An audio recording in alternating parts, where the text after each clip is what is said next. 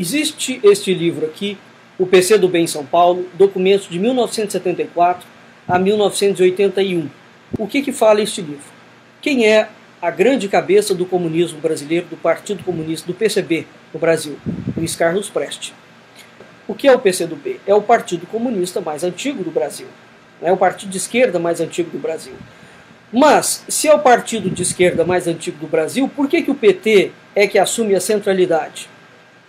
O PT passa a assumir a centralidade a partir da década de 80, quando há um desmonte dentro do PCdoB, por conta de algumas questões internas e de uma estratégia de reorganização do comunismo internacional, onde estava o partido, as esquerdas internacionais iam caminhar para outro sentido. Pois muito bem, para outra linha. E precisava de criar uma liderança mais antenada, digamos assim, com o novo cenário político internacional. Este livro é muito importante por vários aspectos.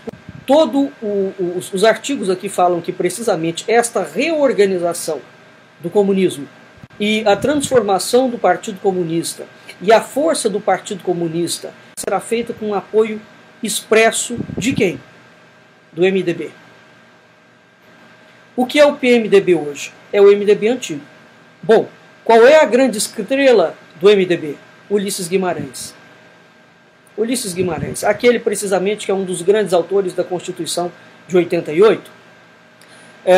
Pois muito bem, na década de 70 e de 80, Fernando Henrique Cardoso, financiado pela Fundação Ford e pela Fundação Rockefeller, junta-se e faz um acordo com Ulisses Guimarães para a criação de um outro tipo de esquerda dentro do cenário político brasileiro, né?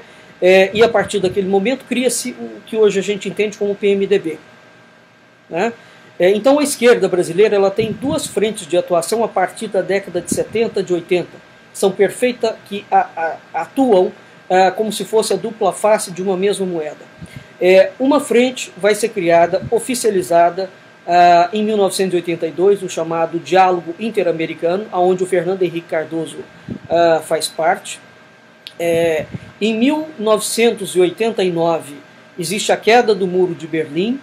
Em 1989 existe a chamada Conferência de Havana, onde há a reorganização de toda a América Latina e decide-se naquela Conferência de Havana que Lula vai assumir a liderança da esquerda nacional, tá? Com apoio do Fernando Henrique Cardoso. Em 1990 existe a fundação do Foro de São Paulo, no Brasil. Em 1993 é feito na Universidade de Princeton o chamado Pacto de Princeton entre Fernando Henrique Cardoso e Lula da Silva, onde o Fernando Henrique Cardoso se predispõe a apoiar e a preparar o terreno para a esquerda que Lula traria. Então, a esquerda, a partir de 1989, estabelece que o Lula será efetivamente o líder das esquerdas nacionais. Então, o PCdoB desaparece e aparece o PT. E por trás do PT existe o PSDB. Então eles funcionam como dentro de um processo simbiótico. Eles são a dupla face de uma mesma moeda. Ora, por que o Luiz Carlos Prestes vai ser colocado de lado? Por que ele estava fora de moda? Porque a esquerda pretendia efetivamente tomar posse fazia parte, porque eles estavam perdendo na Europa, em muitos lugares, e eles precisavam de criar uma outra agenda, e essa agenda era a agenda de dominação das Américas como um todo, seguindo até os Estados Unidos, indo até os Estados Unidos. Então eles precisavam de criar um núcleo de atuação e de tomada de poder político.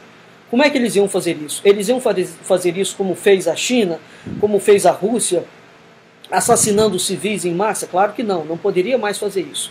Então como é que eles iam fazer? Através de mecanismos legais. Ou seja, era preciso criar partidos políticos, fatiar esses partidos políticos em inúmeros partidos políticos, jamais falar que você pertence ao comunismo e sempre falar que você é de esquerda, que você está defendendo a minoria e criar agendas que teoricamente dizem respeito a essas minorias, defender bandeiras que teoricamente dizem respeito a essas minorias, que eles passam a criar Pois muito bem, ficou estabelecido que seria proibido, então, a esquerda latino-americana assumir-se como comunista. Ela assume-se como esquerda. Entretanto, isso é um neologismo, porque há precisamente 3 tipos de esquerda somente: nazismo, fascismo e comunismo. Isso mesmo, o nazismo é um regime de esquerda. Ao contrário do que te ensinam, nem o nazismo nem o fascismo são regimes de direita. Portanto, quando o PT, quando o PSDB, quando o PDT, quando o PCdoB, quando a rede da Marina Silva assumem-se como esquerda, eles são que tipo de esquerda? Eles são comunistas, nazistas ou fascistas? Então esta gente nunca assume verdadeiramente o que eles são e mascaram-se como esquerda, porque se eles falarem verdadeiramente o que eles são, eles estarão corroborando aquilo que os militares sempre falaram.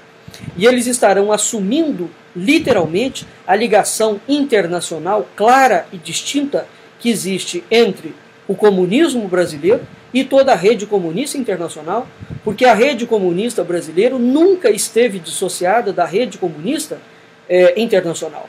Como é que essa gente vai fazer para tomar o poder? Então eles ganham as eleições, eles fraudam as eleições e a esquerda se perpetua. E por que eles fatiam em vários partidos? Exatamente para que a população não perceba que é o mesmo movimento comunista alternando-se no poder através de partidos aparentemente distintos. Pois muito bem, o que está acontecendo agora no Brasil? Quando o PT sair, tenham vocês a certeza absoluta que o comunismo brasileiro reorganizar-se-á. Reorganizar-se-á. Né? Então, não tenho dúvidas que o PT, que o PSDB e o PMDB sairão juntos desse processo, conclamarão a população para criar uma agenda em prol do desenvolvimento, farão um apelo à população brasileira para que o Brasil se una de novo para levantar o país. Não se enganem. Não se deixe enganar, é a mesma gente. É a mesma gente.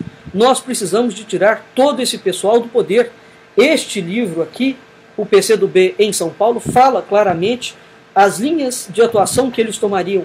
Eles tomariam um partido político, eles tomariam as universidades e eles tomariam a mídia. Eles fizeram precisamente isso. O Lula, quando assumiu o poder, numa canetada, colocou 40 mil membros de todos os partidos comunistas brasileiros para tomar conta do Estado. Hoje existem por volta de 200 mil comunistas dentro do Estado brasileiro. É isso que se chama o aparelhamento do Estado. Então, é muito fácil entender. Por que eles querem o poder político? Porque é através da política que você cria as leis. Você criando as leis, a revolução será feita de uma forma silenciosa.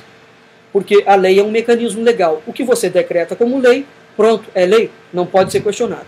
Entendam que quando o PT sair do poder, o PSDB não pode assumir, o PMDB não pode assumir e nenhum desses partidos comunistas podem assumir. Então, mais importante do que tirar a Dilma Rousseff do poder é efetivamente desaparelhar o Brasil. Eis o trabalho que cabe a nós, cidadãos brasileiros, entendermos a profundidade daquilo que o comunismo moderno chama-se de revolução cultural gramsciana. Se nós não entendermos isso, nós não daremos conta de lidar com este monstro que é o comunismo internacional. Para finalizar, não pensem que o comunismo é um sistema político. Não é. O comunismo não é um sistema político. O comunismo é uma outra coisa que age através da política, age através da religião, age através da economia e age através da educação.